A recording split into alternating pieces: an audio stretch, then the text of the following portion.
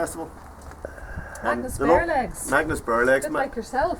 Aye, Absolutely. I think he was a wee bit more tan than I was, so, you know. Well, do you leave that man's legs alone, please? But it's the hairs you need. Yeah, we've done the Viking Festival every year at Delamont Country Park. And the local council were going to hire in a couple of boats from across the water.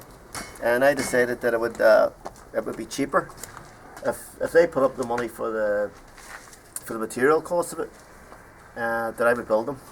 So basically I supplied the labour, they supplied the material, and what they got was they got boats free for 3 years of the festival, and at the end of that period I got to keep them. And I worked it out on paper that they saved themselves about 12 grand. The council did, you know. So it's good for them. It's good for me. And then the 2003 the organisation sort of spun off it. You know, we started the job recruits and stuff.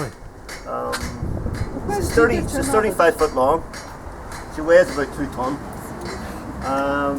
She's seagoing. Yes. She's got a sail. She sails, yeah. Sail on it. Yeah. Well, we actually cut the top of the mast off because we had her at the Bangor float. Yeah. Not at the Maritime Festival, but at the float parade at Easter Monday, I think it was. It was a nautical theme to it. The captain wouldn't let you through. No, we had to cut the mast off. So that mast was pretty much shot anyway, so there was a bit of rot in it. So.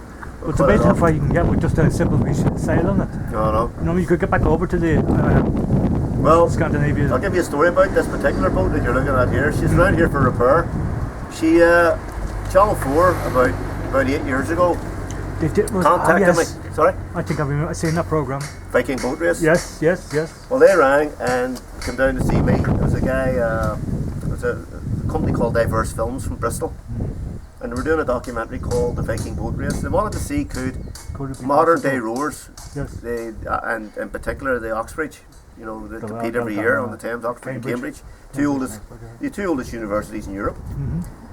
And there's a long rivalry between the two universities. Right. So they wanted to know, could they follow in the footsteps of the Vikings and cross the North Sea just by sail and oar. And so I came down to look at the boats. The boats were moored at Strangford Lock. And he said to me, Phil, do you think those boats could cross the North Sea? And I said, well, there's only one way to find out. Yes. So off they took me. We did an event at Warren Point, and they called with 2 Land Rovers and picked them up from Warren Point, took them down to Dublin, took them across to England. Yeah. And they had to go through like a test with the Marine Coast Guard Agency. Buoyancy and all that, you know, safety. And what they did was they put some buoyancy tanks in onto the floorboards, although they didn't need them. Because there's a very low signal off it because there's very little metal on them. Exactly, yeah. So they had to put metal strips in various parts of the boat. They can find you. Yeah, pretty much. So they went over. They done a couple of days training. Yeah. In a place called Ribe, which is in Denmark, which is where they were going to set off from. Right. It's got a Viking heritage there, and the guys set off for. Actually, when you leave Denmark, you actually come to a part of the German. It's under German government control, but it's called Helgoland. Yeah. And they come down there, and I can't remember the names of the places that they came down past. But unfortunately, they got so far down, in the little bit across the channel. Yeah. The weather conditions got so poor, visibility got so poor that the MCA refused them passage across because it's one of the busiest shipping lanes in the world. Yes. And you know they didn't want anything to happen in the last bit. But having said that, they still did it. They did the North Sea cross, as far as I'm concerned. You know. And we wouldn't be here today if they didn't. You know what I mean? That's true. Back then, like. Yeah.